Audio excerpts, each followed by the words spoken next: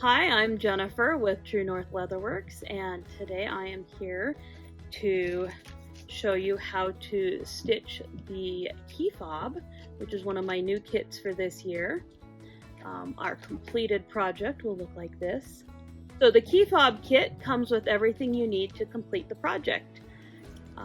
You will find the leather that has already been cut out in the shape, with all of the holes already punched for stitching. The hardware has been installed, and so that's our little swivel clip that can hold our keys, and then this collar button that will act as a loop. There's another piece of leather that we have to stitch on. That's in the bag as well. And then we also have a needle. And I always put little pieces of washi tape on the needle so it's easy to find, because a needle is not something you want to find on the floor with your foot. And then also the thread that you will need, and this is waxed thread. It works great with leather projects. So like I said, all the materials are included right here in this kit, and then this video will show you how to stitch your key fob so that you have your very own handmade leather key fob at the end. You just need the kit, a pair of scissors, and a lighter. I like to use these long lighters. I just find these easier to work with, but a small lighter will work as well. And then you just need this for trimming your threads. And everything else is provided in the kit for you.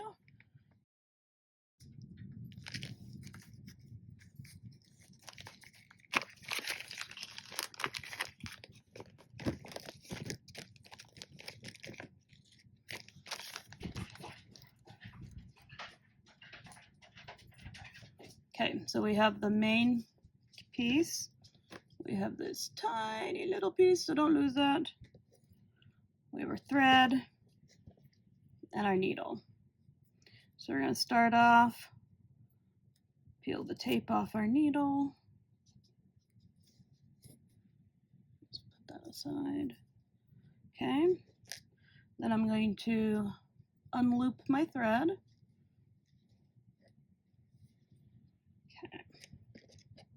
Then I'm going to thread my needle. And if you haven't done any of my kits before, the way I have you thread it is you put it through the eye, and you pull the thread through, and then you take the point of your needle and you stab it through, it was in there, through the thread. And you're going to want to do that twice. Try to get in the middle, but if you get the edge, it's fine. Okay, and then you're going to push that down and off your needle. And then if you pull your thread, and that part ends up close. There we go, right there. And so that locks your thread to your needle without you having to tie a knot or anything, which would cause problems because the knots would get stuck in the holes. Okay, so now we have our piece of thread, and we are going to start stitching.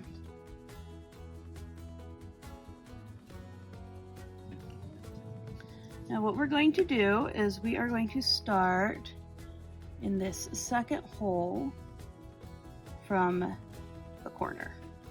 And we're going to start from the, I guess, front. We're going to call this the front because the post for the collar button is on the back. And so this is going to be the front. We're just going to push the needle through both holes. Sometimes you have to wiggle a little if they're not lined up quite as well as they could be. And then I've got about that much of a tail. So just about that. Doesn't have to be exact. Okay, so now we have the tail on the front. I'm going to hold the tail with my thumb as I turn it over and look for the next hole towards the middle. Okay, so now We have a stitch on the back. Not quite a stitch on the front, but we're close. So then from here, we're just going to repeat that. Go in from the front, out the back. I'm continuing to hold my tail.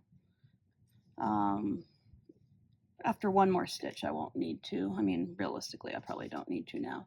You just don't want to yank on your thread too hard and have that tail pull through, because then you'll have to start over. Okay, so I'm going to, oops, my finger's in the way. Sorry about that. It's causing all sorts of problems these days. Okay, so I'm going to go to the corner there. Okay, so make it there. Just going to pull it through. Oops. You can see here I've got it looped around that part, so I'm just going to unloop it. Okay, so now we've got one stitch that we can see on the front, and our threads, the end and the not beginning, but our in progress are both on the front, and we have 2 stitches on the back. So now we're going to take our little tiny piece, and we are going to line it up as best as you can, given that you can't see through the other. So basically, you're going to take it through that first stitch on the little one. You can even just pull it away and do that. And then I'm going to, I'll scratch my leather a little bit, go through the front and then the back. Okay. I'm going to pull that and see I've caught that again, so I'll just move that. Okay, so here you do want to make sure that you're lining everything up well. You can see that it is going over the edge of this little piece, and we're out on the back. So then just like before, in the back, out the front. Now this one, as you can tell, there's not a lot of stitching, so I did think about putting this in the easy category, but I ended up putting it in the medium category because it's a little bit more involved. There's a little bit more hand-eye dexterity needed.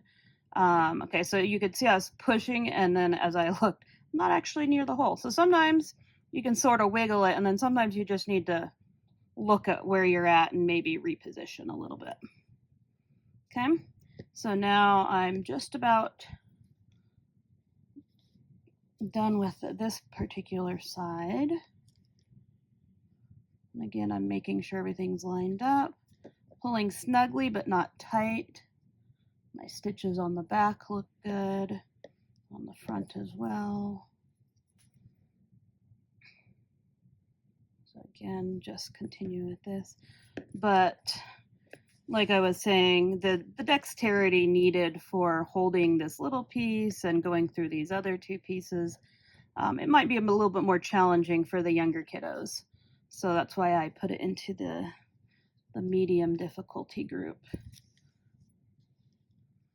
Okay. And so from here, we're just going to keep stitching. This is the part that we reach in every project where you've gotten past, whatever challenging part there might be, and you're just stitching as you move to the next challenging part, which for this one will be when we get to this part. So unless I think of something to say, a hint or something to make it easier for you, I will probably end up speeding up the video here. Okay.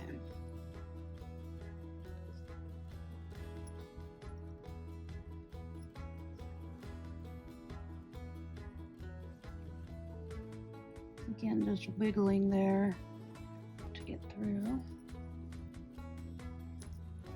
Making sure I'm not getting tangled there.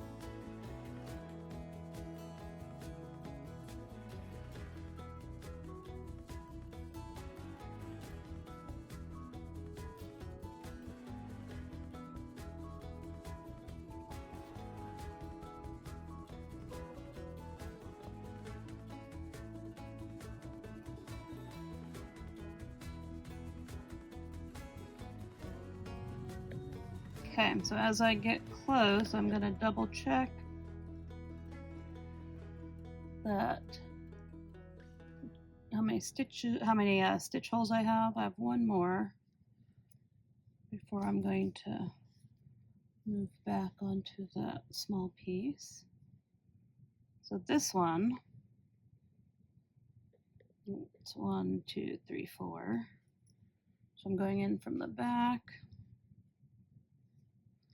and then I'm going to make sure I catch that bottom hole on this piece.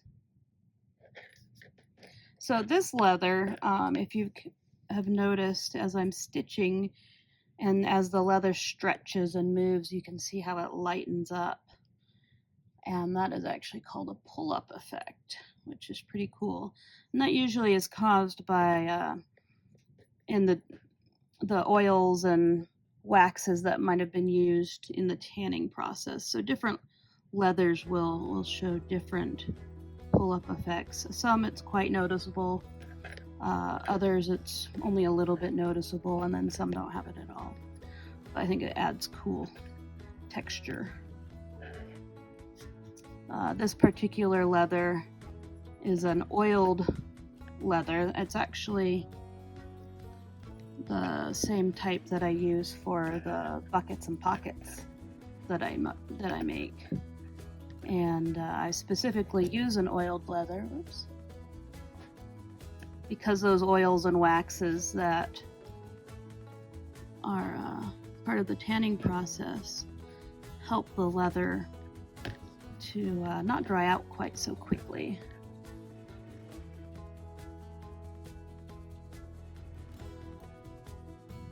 Okay, so we have reached back to where we started, and you can tell that if I go right here, I can start filling in these spaces.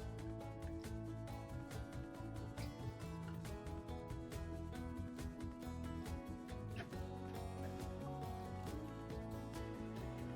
and I'm just gonna pull my tail a little bit. There we go. Make sure it looks good.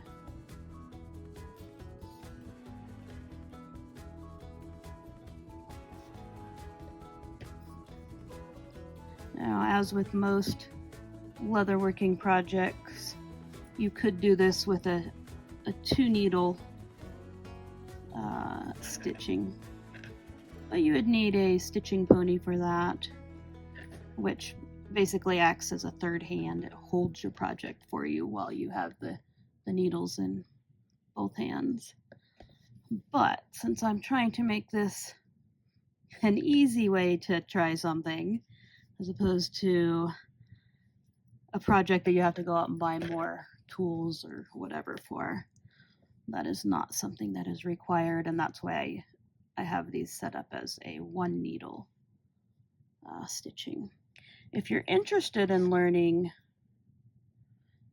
more about 2-needle stitching, maybe interested in learning how to install hardware like snaps and grommets and rivets and collar buttons like this, I have a course called Leatherwork 101, and those are some of the topics that we cover.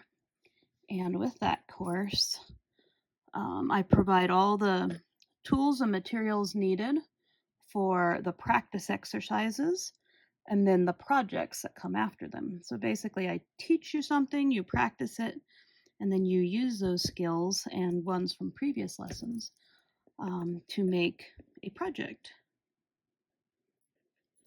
So it goes more in depth and allows you to really start experimenting with leather and seeing what you can do with it. Now, this is for teenagers and above, just because I have taught younger kids that are like 11 and 12, and they tend to struggle just because you need a lot of muscles. There's a lot of hammering when you're punching holes and installing hardware, and sometimes it can get a little frustrating for kiddos, well, adults too, if you just don't have the muscles for it. So in general, I recommend that if you're not quite sure if your kiddo's old enough, if they're in that 11 and 12-year-old range or younger, I would definitely say to wait and try in a year or two, depending on how old they are. Because I'd much rather that they have a positive experience with leather working than to have a horrible experience because they're really not quite old enough for it and then never want to do anything with it again, because that would just be unfortunate. Okay, so you can see that my needle came off my thread. I've noticed this thread seems to do that. Whoops, and I just keep bumping the camera. I've had more problems with this thread doing that. So if that happens, just cut off that frayed part and then re-thread your needle. And then you still want to poke your needle through it. Even if it does shred out as you're stitching, you still want to keep it locked in as long as you can, because otherwise it just pulls out every time you stitch. And we're about, what, 3/4 of the way through, give or take. So probably it won't happen again. But if it does, just repeat there. So as you can see, though, I am just filling in where the stitches were not. If you're interested in learning more about Leatherwork 101, I'll have the website information at the end of this video. So you can just go there and check out more information. And if you have any questions, feel free to reach out by email and I'll be happy to answer them. I'm not always great about responding super quick, unfortunately. I always have good intentions. Then life takes over and I don't check my email for a few days. But I'll still answer. It just might not be right away.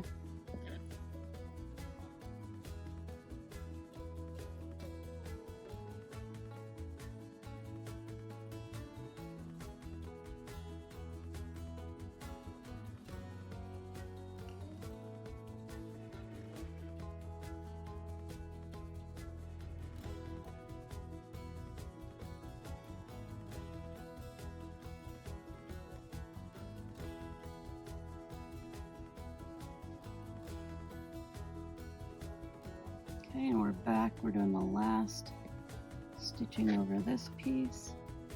In this part, you can see I'm wiggling. I'm making sure I'm in the holes, getting them all lined up properly. Shouldn't be too hard since we already stitched through that hole once, going the other, doing the first round. But you still want to make sure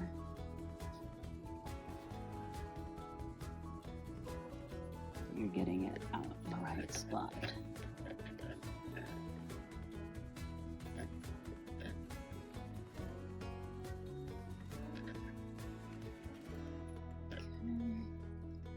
Let's see, we're just about done. If you have a hard time pushing the needle through, we are doing 3 layers of leather right there. Then if you're on a work surface like a cutting board or something like that, you can just kind of push it down and use your work surface to help push that needle through. Okay, so on the back we just have this one. Oh, there goes my finger again. Sorry about that. Okay, on the back we have just this last stitch to do. But on the front you can see that if we leave it at that, yeah, it doesn't look as good.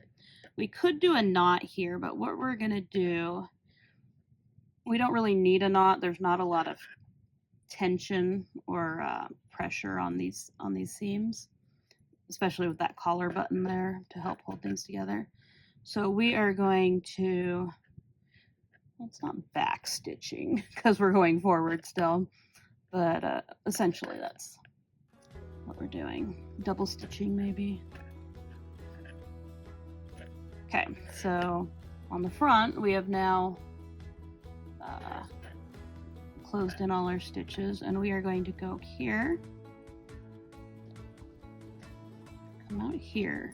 So now we've double stitched here, one stitch there on the back, sorry.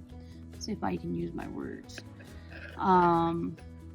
So we could leave it here. If we do one more, then we'd have to go to the corner. Yeah, so I think we're gonna leave it here. Sorry.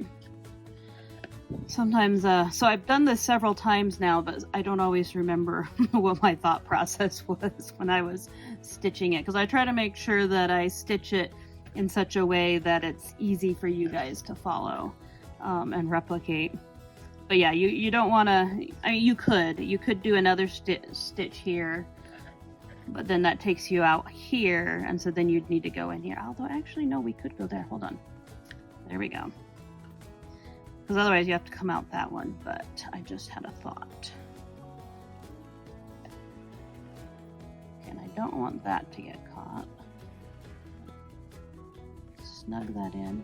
And then I'm actually, here we go with the back stitching.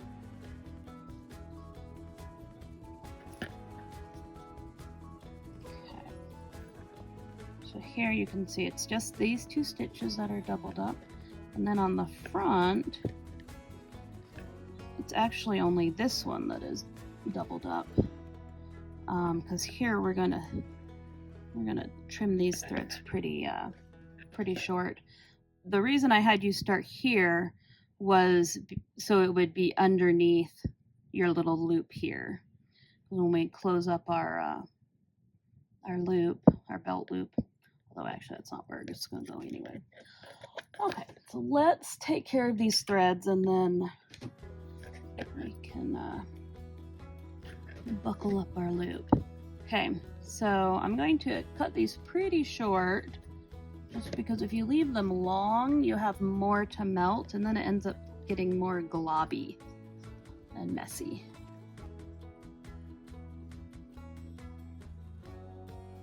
Okay, the usual disclaimer, make sure you have appropriate adult supervision or help, and make sure you get the ends of your, because we want to squish them down to make sure they're not like bumpy. Use like the end of your lighter or something, not your finger. Okay, so, okay, you can see that melting to little dots, and then I'm just gonna press down, make sure there. So I got that. I actually did pretty good on that. Sometimes you think, oh, it's short enough, and then it turns out yucky, like all blobby, but this one actually did really good this time. Yay me! Doesn't always happen. So if yours doesn't turn out quite how you wanted, it's okay, because it's just part of the learning experience. Okay, so here we go. I'm just kind of smoothing out the stitches. So here we have our key fob. So this little loop, it can go like around a belt loop, or you know, a purse strap or whatever. If you want it to hold your you know, if you want to hook it to something.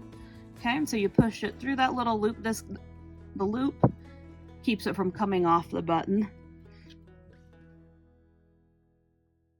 I've got my little clip here, so I can attach it to my key ring. And like I said, I could loop this around my purse strap. If you wear a belt, it'd have to be a thinner belt, but you know, or maybe just stick it through a belt loop and have it hang on there. Then there you go. So if you have any questions or issues as you're stitching it and you're not quite sure what to do, reach out to me by email. Like I said, sometimes I don't respond right away, but I will get back to you. So I hope you guys enjoyed this project, and I have an ever-growing list of different projects that I have available to help you learn how to stitch or just make a fun project. And then, of course, like I mentioned before, I also have my Leatherwork 101 course. So I hope you had a fun time and you have a great day.